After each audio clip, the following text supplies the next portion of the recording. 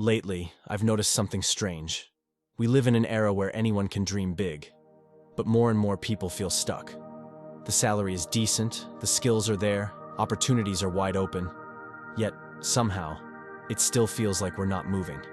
It's not always because the world is cruel. Sometimes, it's something inside our own heads that quietly holds us back. Something subtle, almost invisible. But slowly, it steers our lives off course. I once read a quote from Alain de Botton. He said, "The greatest achievements often come from the darkest places in our minds. But the truth is, not everyone makes it out of that darkness. Many end up sinking even deeper into it. Not because they're weak, but because they don't realize that what's holding them back isn't the outside world. It's four mental illnesses that slowly drag them further away from their dreams.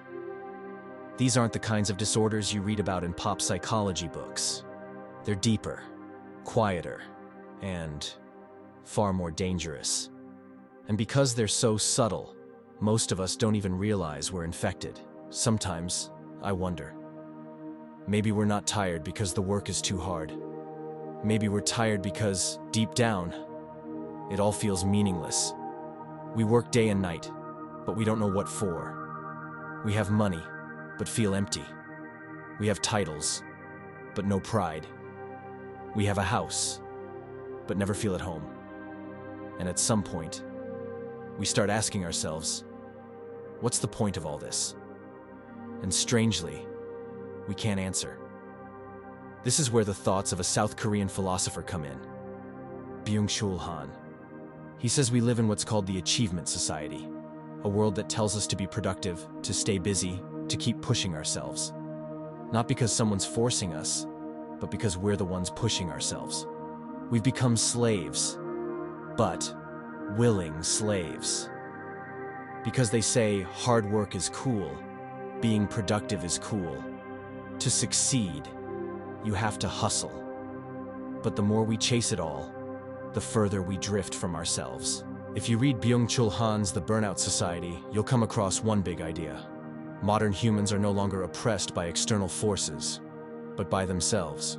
Back in the industrial era, people felt exhausted because they were ordered around. But now, we're tired because we pressure ourselves to be productive, to grow, to stay constantly busy. That's why Han calls today's world the achievement society. We no longer see ourselves as human beings, but as ongoing projects. We want constant upgrades. Our skills must improve. Our bodies must stay fit. Our careers must accelerate. Our relationships must look perfect. And all of it has to be visible on social media. Strangely enough, it makes us feel like we're running on a treadmill, always moving, but never really getting anywhere. In America, you can see this clearly in hustle culture. In cities like New York or San Francisco, people proudly work 60 to 80 hours a week. But behind that pride, many are quietly burning out. Some can't sleep, some rely on stimulants, some just suddenly collapse. And it's not just about work. In the UK, there's a rising trend of toxic productivity among young people. Many feel guilty for taking a break. They feel like failures if they don't learn something new every day. Even weekends have to be productive. They have to attend a class, meditate, go to the gym. If they don't, they're afraid of being seen as lazy, afraid of falling behind. Can you imagine how exhausting it is to live a life where you're always chasing something? When in fact, sometimes what we really need is to just sit, to be still, to do nothing.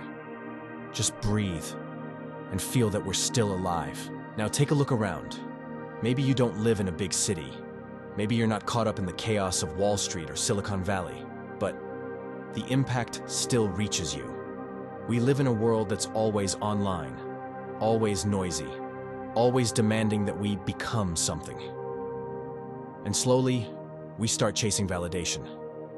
From likes, from views, from constant notifications.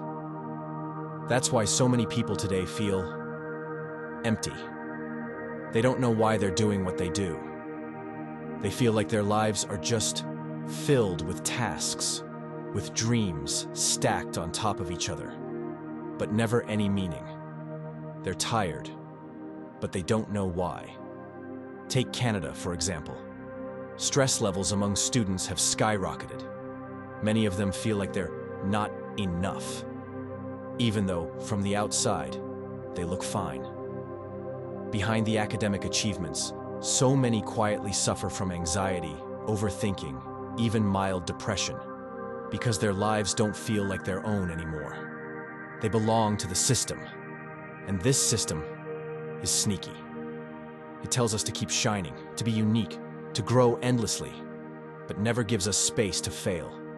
And yet failure is a part of life, of learning, of being human. But now, failure feels terrifying, shameful, like a sin. Maybe all this time, we've been too busy looking for answers out there, when in truth, what we really need isn't always a solution, but space. Space to be still, to feel what we truly feel, to simply sit with ourselves. There's no perfect formula for escaping mental poverty. But one thing is clear.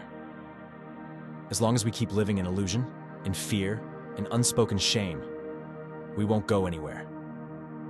Sometimes, the most painful kind of poverty isn't the lack of money. It's the lack of meaning, the lack of direction, the lack of courage to look at ourselves, just as we are. If you're still sitting here, maybe some part of this story spoke to you. I'm not asking you to change the world tonight. I'm just asking you to sit a little longer, with your fear, with your wounds, with that small hope you might have buried a long time ago. Because maybe that's where it all begins. See you in the next video. Just sit here for a while. We'll talk slowly, like we did tonight.